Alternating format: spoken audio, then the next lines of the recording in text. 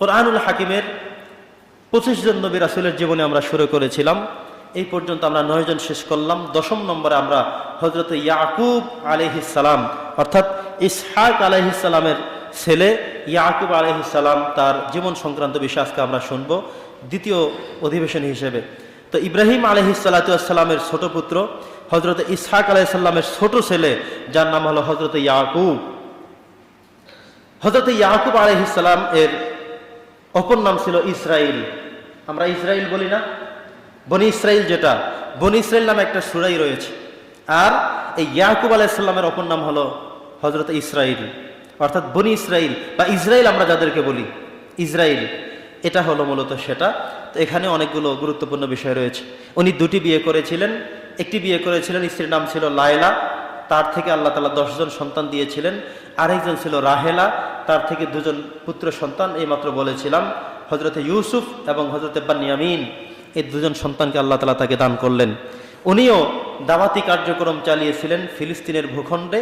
তিনি 147 বছর পর্যন্ত তিনি জীবিত ছিলেন। তবে তার জীবনীতে সবচেয়ে গুরুত্বপূর্ণ কিছু মেসেজ আমাদের জন্য রয়েছে। সেটা হলো তিনি মসজিদুল আকসা প্রতিষ্ঠা করেছেন। সুবহানাল্লাহ বলেন। ফিলিস্তিনে যে মসজিদুল আকসা, এই মসজিদের আকসার ব্যাপারে কে প্রতিষ্ঠা করেছেন, কে প্রথম ঘর তৈরি করেছিলেন, এটাতে অনেক লম্বা ইতিহাস এসেছে। হযরতে ইয়াকুব আলাইহিস সালাম তিনি ফিলিস্তিনের এই মসজিদুল আকসা, যেটি আল্লাহ তাআলা ওনাকে স্বপ্নে দেখিয়েছেন, ঘুম থেকে উনি উঠলেন, উঠে তিনি সীমানা নির্ধারণ করে তিনি একটি ঘর তৈরি করলেন। যে ঘরটি হলো এই মসজিদুল আকসা, অর্থাৎ ফিলিস্তিনের বর্তমান যে মসজিদটি ইসরায়েল বাহিনী দখল করতে চায়, এটি মূলত নির্মাণ করেছেন, প্রতিষ্ঠা করেছেন, জায়গা জমি সহ ঘর তৈরি করা সহ সবটুকুন কষ্ট করেছেন হযরতে ইয়াকুব আলাইহিস সালাম। ইয়াকুব আলাইহিস সালামের জীবনীতে অনেকগুলো দুঃখ এবং কষ্ট রয়েছে। ওনার যখন প্রথম 10 জন পুত্র সন্তান, এরপরে হলো যখন 2 জন পুত্র সন্তান, এই দ্বিতীয় পুত্র সন্তান হযরতে ইয়াকুব আলাইহিস সালাতু ওয়াস সালামের এই পুত্র 2 জনের মধ্যে ইউসুফ আলাইহিস সালাম যখন একটু বড় হতে লাগলেন, যখন তার বয়স 7 কি 8 বছর, তিনি ঘুমের মধ্যে স্বপ্ন দেখলেন। তিনি ঘুম থেকে উঠে তার বাবাকে জানালেন, বাবা হলো ইয়াকুব, সন্তান হলো ইউসুফ আলাইহিমাস সালাম। ইউসুফ নবী বললেন যে ইন্নী রাআইতু আহাদা আশারা কাওকাবান, আমাকে 11টি তারকা সিজদা করতেছে। ওয়াশ শামসা ওয়াল কমারা রাআইতুহুম লি সাজিদিন, আমাকে একটি চন্দ্র, একটি সূর্য এবং 11টি তারকা, এই সবাই মিলে আমাকে সিজদা করেছে, এটা আমি ঘুমের মধ্যে দেখেছি। সুবহানাল্লাহ। হযরত ইয়াকুব নবী জানেন যে আমার এই সবগুলো সন্তানের মধ্যে এই সন্তান ইউসুফ, এটা হলো আমার সবচেয়ে সুন্দর সন্তান, সবচেয়ে ভালো সন্তান, অন্যদের মধ্য থেকে ওর কোয়ালিটি ভালো, ওকে আল্লাহ তাআলা নবুয়তি দান করবেন, এগুলো তিনি জানতে পারতেছেন, তিনি জেনেছেন, তিনি বুঝতে পারতেছেন। যখন তিনি স্বপ্ন দেখলেন হযরত ইউসুফ আলাইহিস সালাম, তিনি বললেন যে ইন্নী রাআইতু, আমাকে দেখানো হয়েছে, আমি দেখেছি ঘুমের অবস্থায় পৌঁছে যাবেন, যেই অবস্থাটা এমন বেশি সম্মানের হবে, এমন বড় ইজ্জতের হবে, যখন তার বাবা মা এবং 11 জন সন্তান সবাই মিলে তার প্রতি ঝুঁকে পড়বে, তাকে সম্মান শ্রদ্ধা করতে হবে সবাই মিলে। সুবহানাল্লাহ। তো ইয়াকুব আলাইহিস সালাম তিনি এই স্বপ্ন শোনার পরে তিনি বুঝতে পেরেছেন যে স্বপ্নটা কি হতে পারে, কারণ তিনি নবী, ছেলেটাও হবে নবী। উনি যেহেতু স্বপ্নে দেখিয়েছেন, উনি যেহেতু বাবা, তিনি বুঝতে পেরে তাকে বললেন যে এই স্বপ্নের কথা কাউকে বলা যাবে না। বলা যাবে কাউকে এই স্বপ্নের কথা? লা তাকসুস রুয়াকা আলা ইখওয়াতিকা, তুমি তোমার ভাইদের কাছে এই স্বপ্নের কথা, স্টোরিজের কথা কাউকে কিন্তু বলা যাবে না। লা তাকসুস রুয়াকা, তোমার এই স্বপ্নের কথা বর্ণনা করবা না। আলা ইখওয়াতিকা, তোমার ভাইদের কাছে বলা যাবে না। তাহলে কি হবে? ফায়াকিদু লাকা কাইদা, তোমাকে তারা কিন্তু শেষ করে ফেলতে পারে, তোমাকে ঝামেলার মধ্যে ফেলতে পারে, তোমাকে দুর্ঘটনার শিকার করতে পারে। তিনি বাবা হিসেবে বুঝতে পারতেছিলেন, কিন্তু তিনি বুঝতেছেন যে এই স্বপ্নটা যদি ভাইরা শুনে ক্ষতি করবে। তিনি বলেছেন ফায়াকিদু লাকা কাইদা, তারা তোমাকে নিয়ে চক্রান্ত করবে, বিপদের মধ্যে ফেলে দিবে, বলা কিন্তু যাবে না। তো ইউসুফ আলাইহিস সালাম তখনও ছোট মানুষ, যখন নিষেধ করা হলো উনি মনে করলেন ঠিক আছে, আমি ভাইদের কাছে বলবো, যেন ভাইরা আব্বাকে না বলে। গিয়ে ভাইদের কাছে বলেন, ভাই আমি স্বপ্নে দেখেছি এইটা, 11টি তারকা আমাকে সিজদা করেছে, এটা আমি স্বপ্নে দেখেছি, কিন্তু আব্বার কাছে বলা যাবে না, আব্বা তোমাকে বলতে নিষেধ করে দিয়েছে। কথা বোঝেন নাই?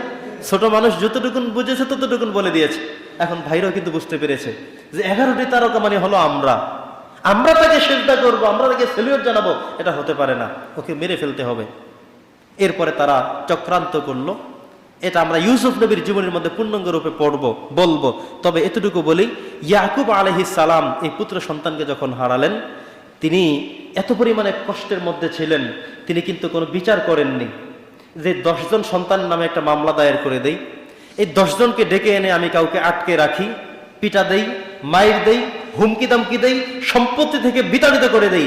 তিনি কিছুই করলেন না। তিনি বললেন কি, ইন্নামা আশকু বাসি ওয়া হুজনি ইলাল্লাহ, আমার সকল দুঃখ কষ্ট আমি সবকিছু আল্লাহর সমীপে নিবারণ করলাম, আল্লাহর কাছে আমি দিয়ে রাখলাম। সুবহানাল্লাহ। ইন্নামা আশকু বাসি ওয়া হুজনি ইলাল্লাহ, আমার সকল দুঃখ কষ্টগুলো আমি একত্রিত করে আমি আমার আল্লাহর কাছে বিচার দিয়ে রাখলাম। ফাসবরুন জামিল, তিনি উত্তমভাবে ধৈর্য ধারণ করলেন এবং বললেন, ওয়াল্লাহুল মুস্তাআনু আলা মা তাসিফুন, আমার আল্লাহ তাআলা আমাকে সাহায্য করবেন। সুবহানাল্লাহ বলেন।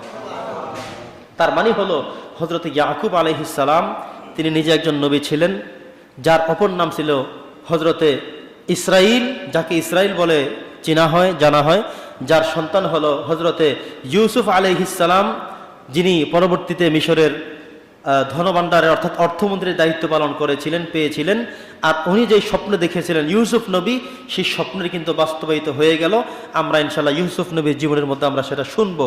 তবে হযরতে ইয়াকুব আলাইহিস সালাম তিনি যে অত্যন্ত ধৈর্যশীল মানুষ, তিনি এই আয়াতের মধ্যে থেকে আমরা শুনতে পারি, বুঝতে পারি যে ইন্নামা আশকু বাসি ওয়া হুজনি ইলাল্লাহ, তিনি বললেন আমার সন্তানটা আমি হারিয়ে ফেললাম। এমন সন্তান হারিয়েছি, 12 জন সন্তানের মধ্যে একটা সন্তান ছিল আমার সবার প্রিয়, ইউসুফ ছিল আমার কাছে এত প্রিয়।